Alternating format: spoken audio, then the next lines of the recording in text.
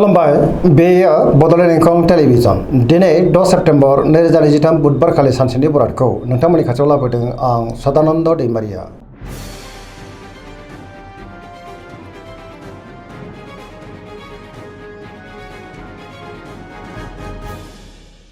सिगां फरायनो लादों मेष राशि गिबि हांखो अ ल दिनैनि साना जोबोर मोजां। गोदान खामानियाव दिनै आखाइ होजेननो हागोन। गोथों आरो गोग्गो साननो रोंगोन। गियाननि आंखाल जानाय नङा। मोनफ्रोमबो बिथिङावनो जाफुंसारनो हागौ। गोसोखौ दिनै जोबोर गोजोननाय मोनगोन। देहाया मोजाङै थागोन। बहानिफ्रायबा मोजां खौरां फैनोबो हागौ। रांखावरियाव दिनै जोबोर मोजां होनजायो। गोबां धोन आरजिनोबो हागोन आरो बेफार फालांगियावबो जोबोर मोजां। आयाबो बांनो हागौ। सोरबा लोगोनिफ्राय थोजासे हेफाजाबबो मोननो हागौ। न'खराव बिसि फिसायनि गेजेराव अननानै फैगोन। बिमा बिफानि अननाय आरोफोरखौ मोननो हागौ। गुबुनजों मोजां सोमोन्दो लाखिनोबो रोंगोन। गोसोनि बोलोआ बांनो हागौ। समाजाव दिनै बयजोंबो मान होजागोन। लाइमोनफ्रा दिनै जोबोर रमान्टिक जागोन आरो गावबा गावनि गोसोनि साननायफोरखौ फोरमायलायनोबो हागोन। फरायसाफ्रा दिनै फरायनायाव गोसो दुंखांगोन आरो मोजां फिथाइ मोनगोन। पजिटिभ एनार्जिनि गोहोम गोग्लैनो हागौ। धोरोमारि बिथिङावबो दिनै गोसो दुंखांनो हागौ। सरासनस्रायै दिनै साना जोबोर मोजां आरो मोजाङैनो बारग'लांगोन।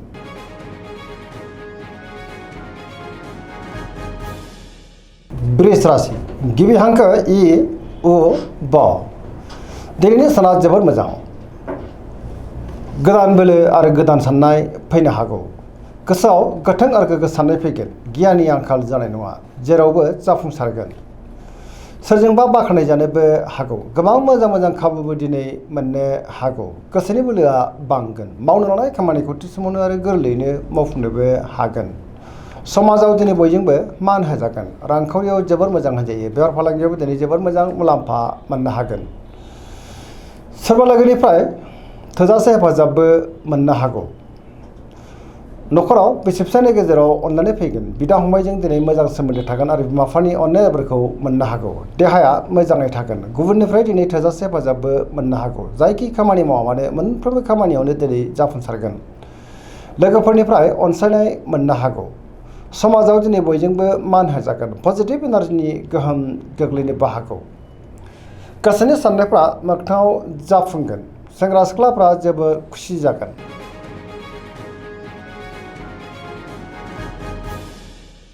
मिथुन राशि गिबि हांखो क स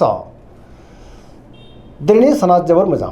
गोसोखौ दिनै जोबोर गोजोननाय मोनगोन। गोथों आरो गोग्गो साननो रोंगोन। गियाननि आंखाल जानाय नङा। मोनफ्रोमबो बिथिङावनो जाफुंसारगोन। पजिटिभ एनार्जिनि गोहोम गोग्लैनोबो हागौ। समाजाव लोगो लेवा बांगोन।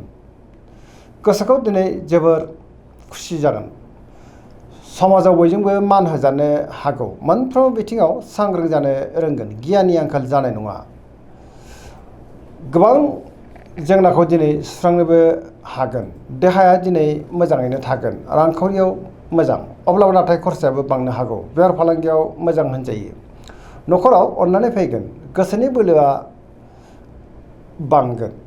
मावनो लानाय खामानिखौ थि समावनो आरो गोरलैयैनो मावफुंनोबो हागोन। सोरबा लोगोनिफ्राय मोजां खौरां मोननानै गोसोआ दिनै जोबोर खुसि जागोन। गुबुनजों बाख्नाय जानो हागौ। पजिटिभ एनार्जिनि गोहोम गोग्लैगोन आरो मोनफ्रोमबो बिथिङावनो जाफुंसारगोन। बहाबा दावबायनो एबा हान्थिनो खाबु मोननो हागौ आरो मोजाङैनो हान्थिनोबो हागोन।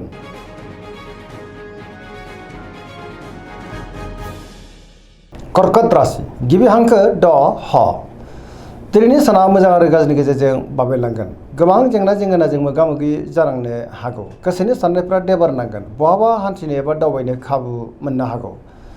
सोरबा लोगोजों रायखोमा जानोबो हागौ। गोसोनि साननायफ्रा देबारनांगोन। गोसोआव दिनै नेगेटिभ साननायबो फैनो हागौ। मावनो लानाय खामानिखौ मावफुंनो हायोब्लाबो माबा नङा माबा मोनसे गोरोन्थि जालांनो हागौ। रांखावरियाव मोजां अब्लाबो नाथाय खरसाया बांगोन। बेफार फालांगियाव मोजां होनजायो। न'खराव अननानै फैगोन। समाजाव लोगो लेवा बांगोन आरो मान मोननो हागोन। देहाया मोजाङै थागोन अब्लाबो नाथाय जानाय लोंनायाव सांग्रां जानांगोन। न'खराव बिमा बिफानि अननाय आरोफोरखौ मोननो हागौ। गुबुनजों दिनै मोजां सोमोन्दो लाखिनो गोब्राब जानो हागौ आरो नेगेटिभ एनार्जिनि गोहोमबो गोग्लैनो हागौ। सांग्रां जानाया गाहाम।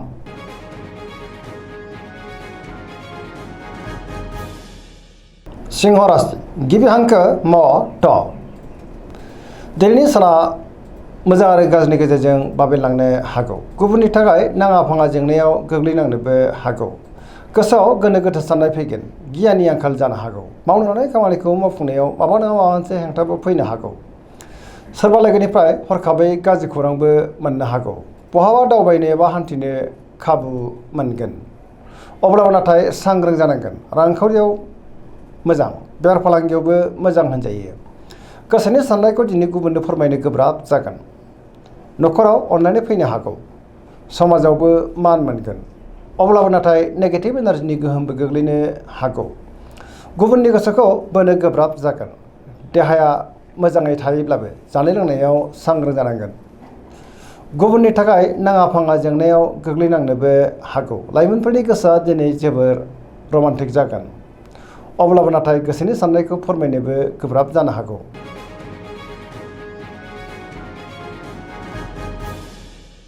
कन्या राशि गिबि हांखो प ट। दिनैनि साना जोबोर मोजां। पजिटिभ एनार्जिनि गोहोम गोग्लैगोन। गियाननि आंखाल जानाय नङा। मोनफ्रोमबो बिथिङावनो जाफुंसारनो हागौ। सोरजोंबा बाख्नायजानोबो हागौ। गोबां मोजां मोजां खाबुबो दिनै मोननो हागौ। रांखावरियाव मोजां, अब्लाबो नाथाय खरसाया बांगोन। बेफार फालांगियाव जोबोर मोजां मुलाम्फा मोनगोन। देहाया मोजाङैनो थागोन। गोबां मुंदांखा सुबुंजों दिनै लोगो मोनज्लायनोबो हागौ। न'खराव बिसि फिसायनि गेजेराव अनलायनाय फैगोन। गोबां खामानियाव दिनै मुखुबबो थागोन। गोसोआ दिनै जोबोर खुसि जागोन। पजिटिभ एनार्जिनि गोहोम गोग्लैगोन। लाइमोनफ्रा गावबा गावनि गोसोनि साननायफोरखौ फोरमायलायनोबो हागोन।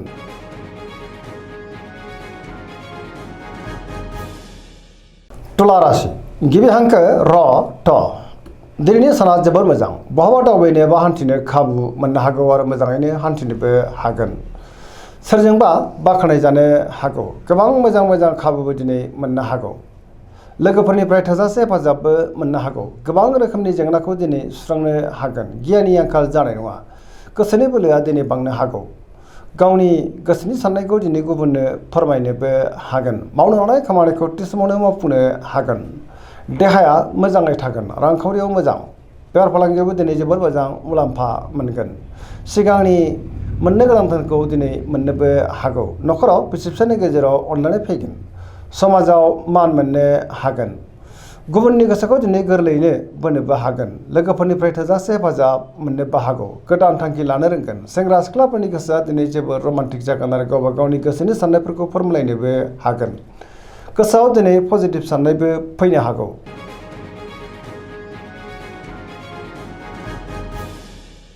वृश्चिक राशि गिबि हांखो न स। दिनैनि साना जोबोर मोजां। गोसोखौ दिनै जोबोर गोजोननाय मोनगोन। मोनफ्रोमबो बिथिङावनो जाफुंसारगोन। गुबुननि थाखाय दिनै गोबां मोजां खामानि मावनानै होनोबो हागोन। गियाननि आंखाल जानाय नङा। पजिटिभ एनार्जिनि गोहोम गोग्लैगोन। सिगांनि बबेबा आद्रा खामानियाबो दिनै मावफुंजानो हागौ। समाजाव लोगो लेवा बांगोन। मावनो लानाय खामानिखौ थि समावनो आरो गोरलैयैनो मावफुंनोबो हागोन। गुबुननिफ्राय थोजासे हेफाजाबबो मोननो हागौ। गोसोनि साननायफ्रा मोगथाङाव जाफुंगोन। गोसोनि बोलोआबो दिनै बांनो हागौ।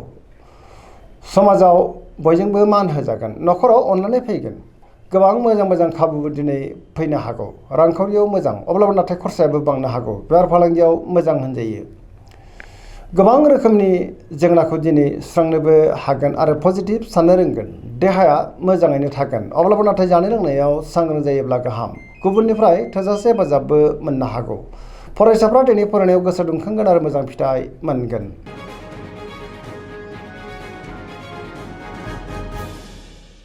धनु राशि गिबि हांखो ढ फ भ। दिनैनि साना मोजां आरो गाज्रिनि गेजेरजों बाबेनलांनो हागौ। गोसोनि साननायफ्रा देबारनांगोन। सिगांनि बबेबा आद्रा खामानिखौ मावफुंनायाव माबा नङा माबा मोनसे गोरोन्थिबो जाफिननो हागौ। गोसोआव गोनो गोथो साननाय फैगोन। गोसोनि बोलोआबो दिनै लोरबां जानो हागौ। मावनो लानाय खामानिखौ मावफुंनो गोब्राब जालांगोन। गोसोनि साननायफ्रा दिनै देबारनांगोन। रांखावरियाव बारा मोजां नङा। नाङा फाङा खरसायाबो बांनो हागौ। बेफार फालांगियावबो बारा मोजां नङा होनजायो। समाजाव मान हानि जानांनोबो हागौ। देहाया मोजाङैनो थागोन। न'खराव अनलायनाय फैगोन। बहानिफ्रायबा नाथाय हरखाबै गाज्रि खौरांबो फैनो हागौ आरो नेगेटिभ एनार्जिनि गोहोम गोग्लैनोबो हागौ। लाइमोनफोरनि गोसोआ दिनै जोबोर आला खाला जागोन। सांग्रां जानाया गाहाम।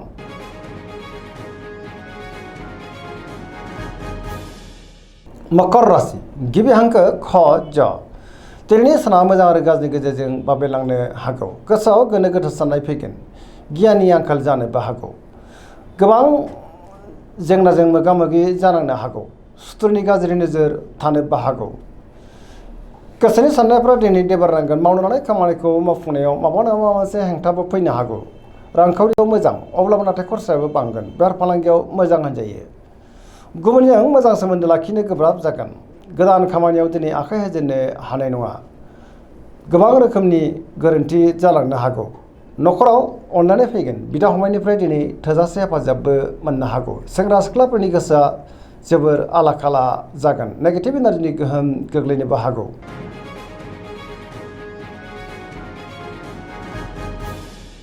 कुम्भ राशि गिबि हांखो ग स। दिनैनि साना जोबोर मोजां। सोरजोंबा बाख्नाय जानो हागौ। गुबुनजों दिनै मोजां सोमोन्दो लाखिनो रोंगोन। न'खराव अननानै फैगोन। सिगांनि बबेबा आद्रा खामानिखौबो दिनै गोरलैयैनो मावफुंनो हागोन। गोथों आरो गोग्गो साननो रोंगोन। गोसोआ दिनै जोबोर खुसि जागोन। मावनो लानाय खामानिखौ मावफुंनो हानानै गोसोआ दिनै बांसिन गोजोनगोन। बहानिफ्रायबा मोजां खौरां मोननोबो हागौ। समाजाव मान मोननो हागोन। गोबां मुंदांखा सुबुंजों दिनै लोगो मोनज्लायनो हागौ। रांखावरियाव मोजां, अब्लाबो नाथाय खरसायाबो बांनो हागौ। बेफार फालांगियाव जोबोर मोजां मुलाम्फा मोननो हागोन। गोबां रोखोमनि जेंनाखौ दिनै सुस्रांनोबो हागोन। न'खराव बिसि फिसायनि गेजेराव अननानै फैगोन। सोरजोंबा बाख्नाय जानानै गोसोआ दिनै जोबोर गोजोनगोन। बिमा बिफानि अननाय आबोरखौबो मोननो हागौ। बहाबा दावबायनो एबा हान्थिनो खाबु मोनगोन आरो मोजाङैनो हान्थिनोबो हागोन। पजिटिभ एनार्जिनि गोहोम गोग्लैगोन।